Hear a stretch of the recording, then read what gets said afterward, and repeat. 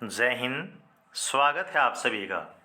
तो आप सभी के लिए देखिएगा बीएसएफ यानी कि बॉर्डर सिक्योरिटी फोर्स में जो कांस्टेबल की नई भर्ती है, टोटल आपके 1410 वैकेंसी के लिए वो आउट हो चुकी है। और यहाँ पर आपको बता देते हैं, सिर्फ 10वीं पास होने पर इस भर्ती के लिए आप अप्लाई कर पाएंगे, लेकिन साथ में कुछ शर्तें भी होंगी। वो किस पोस्ट के लिए क्या रहेंगे वो भी आपको हम बताने वाले हैं। और यहाँ पर देखिएगा, हम आपको बता देते हैं कि फाइनल सिलेक्शन तक जो कंपटीशन है इस भर्ती में आपका ना के बराबर बचेगा। ऐसा हम क्यों बोल रहे हैं, चलिएगा भर्ती की जो कंप्लीट जानकारी है उसके साथ सारी बातें डिस्कस करते हैं। तो जैसा कि यहाँ पर आप सभी देख सकते हैं, ये है आपके वैकेंसी का ऑफिशियल नोटिफिकेशन। यहाँ पर ऑल इंडिया से बोथ मेल एंड फीमेल इस वैकेंसी के लिए अप्लाई कर सकते हैं। यहाँ पर न तो आपकी स्टेट वाइज वैकेंसी है, न आपकी स्टेट वाइज कट ऑफ लगेगी। ऑल इंडिया से यहाँ पर जो आपका कंपटीशन है वो रहने वाला है। यहाँ पर टोटल वैकेंसी आपको हमने बताया कि 1410 हैं, जिसमें से आपकी 1343 जो वैकेंसी हैं वो मेल की हैं और जो 67 वैकेंसी हैं वो आपकी फीमेल की रहने वाली हैं। अगर इस भर्ती में सिलेक्ट आप हो जाते हैं तो सबसे पहले तो यहाँ पर जो है आप फौजी कहलाएंगे। दूसरी सबसे बड़ी बात, यहाँ पर अगर सैलरी की हम बात करें तो जो आपकी सैलरी है लेवल 3 के अनुसार रहेगी 21,700 रुपये। प्लस में यहाँ पर आपको जो अलाउंस हैं वो भी दिए जाएंगे।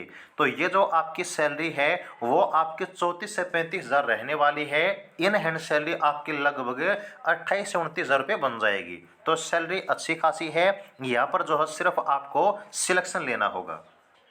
तो अब यहाँ पर देखिएगा, ये जो आपकी वैकेंसी हैं आप लोग देख सकते हैं कौन कौन सी पोस्ट की आउट की गई हैं, टोटल कितने वैकेंसी हैं। जो आपकी कैटेगरी है UR, SC, ST, OBC, EWS, इन सभी की कितनी वैकेंसी हैं वो सब यहाँ पर आपको बताया गया है।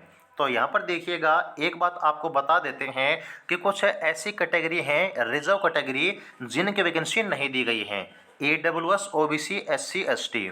तो यहाँ पर अगर आपकी कैटेगरी की वैकेंसी नहीं है और यूआर कैटेगरी में वैकेंसी है तो सभी रिजर्व कैटेगरी वाले यूआर कैटेगरी में फॉर्म अप्लाई कर सकते हैं।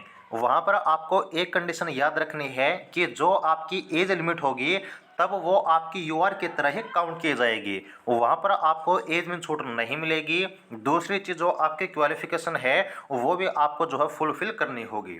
तो यहाँ पर देखिए, कोबरा के जो टोटल वैकेंसी हैं 22 वैकेंसी हैं, टेलर की 12 वैकेंसी, प्लम्बर की 22, पेंटर की 16 वैकेंसी, इसके बाद इलेक्ट्रिशियन की 12 वैकेंसी, देन पंप ऑपरेटर की 1 वैकेंसी है, ड्राफ्टमैन की 8 वैकेंसी। इसके बाद यहाँ पर आप लोग देख सकते हैं अप होल्स्टर की 1 वैकेंसी है, टिन स्मिथ की 1 वैकेंसी, बटसर की 1 वैकेंसी, और यहाँ पर कुक के बहुत ही ज़्यादा ज़बरदस्त वैकेंसी हैं 456 वैकेंसी। इसके बाद यहाँ पर देखिए वाटर कैरियर की टोटल 280 वैकेंसी हैं। उसके बाद यहाँ पर वॉशरमैन की आप लोग देख सकते हैं 125 वैकेंसी, बारबर की 57 वैकेंसी, स्वीपर की 263 वैकेंसी, वेटर की 5, माली की 25 और यहाँ पर खोजी की जो है 36 वैकेंसी। तो ये जो आपकी वैकेंसी हैं सभी पोस्ट को मिलाकर 1343 हैं जो कि आपकी मेल के लिए रखी गई हैं।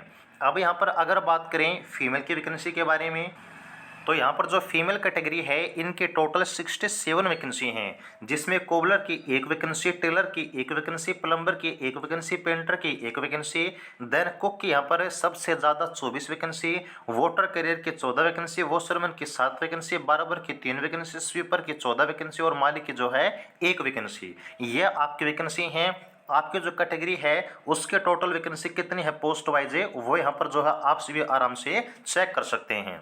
अब सबसे पहली बात नोट कीजिए कि इसमें जो फॉर्म आपको अप्लाई करने हैं ना वो आपको ऑनलाइन ही अप्लाई करने हैं। कोई भी जो है ऑफलाइन फॉर्म आपको कहीं पर नहीं भेजना है। जो बीएसएफ की ऑफिशियल वेबसाइट है वहाँ से फॉर्म आप अप्लाई कर पाएंगे।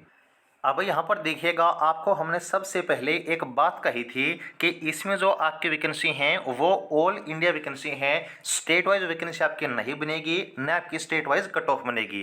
लेकिन ये जो चीज़ है ना, वो आपकी ऑफिशियल नोटिफिकेशन में जब आप देखते हैं तो आपको कहा गया है कि आपके स्टेट में जो पॉपुलेशन है ना, या फिर अगर आप यूटी से बिलोंग करते हैं तो उसकी पॉपुलेशन के अकॉर्डिंग यहाँ पर जो वैकेंसी हैं वो आपकी बांट दी जाएंगी। तो वैकेंसी तो आपकी स्टेट वाइज हो गई, लेकिन मैं इसको स्टेट वाइज नहीं कहूँगा। ऐसा क्यों? क्योंकि अगर आप ऑल इंडिया पर किसी वैकेंसी के लिए फाइट करते हैं तो वहाँ पर भी आपकी जनसंख्या उतनी ही होगी। अगर आपकी वैकेंसी को स्टेट वाइज बांट दिया जाता है तो वो आपकी पॉपुलेशन के अकॉर्डिंग ही बांटा जाएगा। जो पॉपुलेशन है आपका रेशियो ऑफ ईच स्टेट है उसके अनुसार ही बांटा जाएगा, उतनी आपकी वैकेंसी होंगी। तो यहाँ पर अगर चाहे आप ऑल इंडिया पर फाइट करें या फिर पॉपुलेशन के अकॉर्डिंग अगर आप स्टेट वाइज फाइट करें तो आपका कॉम्पिटिशन बराबर रहेगा। इसलिए मैंने कहा कि आपकी जो वैकेंसी है वो ऑल इंडिया ही आप मानकर चलिएगा, स्टेट वाइज मानकर मत चलिएगा। क्योंकि आपको सिर्फ एक पोस्ट चाहिए, चाहे वो स्टेट वाइज हो या फिर आपकी ऑल इंडिया हो, आपको सिर्फ सिलेक्शन लेना है। अब यहाँ पर अगर हम बात करें एज लिमिट के बारे में, तो यहाँ पर आपकी जो एज लिमिट है 18 से 25 साल रखी गई है। और ये जो आपकी एज लिमिट है, अगर बात करें काउंट किस डेट से होगी, तो एप्लीकेशन को फिल करने की जो लास्ट डेट है ना, क्लोजिंग डेट, उसके अनुसार एज काउंट की जाएगी। और यहाँ पर रिजर्व कैटेगरी में अगर आपकी वैकेंसी है तो ही आपको छूट मिलेगी, और छूट भी तभी मिलेगी जब आप अपनी ही कैटेगरी में फॉर्म अप्लाई करते हैं रिजर्व कैटेगरी वाले। अगर आपकी कैटेगरी में वैकेंसी नहीं है, अगर आप अपनी कैटेगरी में फॉर्म अप्लाई नहीं करते हैं तो आपको एज में छूट नहीं मिलेगी। SC ST OBC EWS के जो बच्चे हैं वो इस बात को याद रखिएगा। ओके, अब बात करते हैं एजुकेशन क्वालिफिकेशन के बारे में। तो सबसे पहली चीज़ आप नोट कीजिए कि यहाँ पर जितनी भी आपके ट्रेड है ना, उन सभी ट्रेड के लिए आपको 10वीं पास तो होना जरूरी है। इसके साथ आपको जो है 2 साल का जो सर्टिफिकेट है, जो 2 साल का कोर्स है IT ट्रेड से, वो भी आपके पास होना जरूरी है। अगर मान लीजिए आपकी ट्रेड ऐसी है जिसका कोर्स ही ITA से 1 साल का होता है, तो वहाँ पर 10वीं पास होने के साथ अगर आपकी ट्रेड 1 साल की है तो वहाँ पर आपको जो है 1 साल का जो वोकेशनल कोर्स होता है, यानी कि जो एक्सपीरियंस होता है, वो भी आपके पास होना जरूरी है। ओके, तो आपको क्या याद रखना है क्वालिफिकेशन के बारे में? 10वीं प्लस में 2 साल की ITI। अगर 2 साल की ITI नहीं है तो 10वीं प्लस में 1 साल की ITI प्लस में 1 साल का कोर्स आपके पास होना चाहिए। तो यहाँ पर जो आपकी 10th क्लास की क्वालिफिकेशन है वो तो आपकी सभी पोस्ट की रखी गई है। और ये जो मैंने IT की जो यहाँ पर शर्त बताई है वो आपके कौन कौन सी पोस्ट के लिए है? Carpenter, plumber, painter, electrician, pump operator, draftman, इसके बाद है अप होल्स्टर और आपकी टिन समित की पोस्ट के लिए जो IT की कंडीशन है वो आपके लिए लागू रहेगी। जो 10th क्लास की कंडीशन है वो सभी पोस्ट पर लागू रहेगी।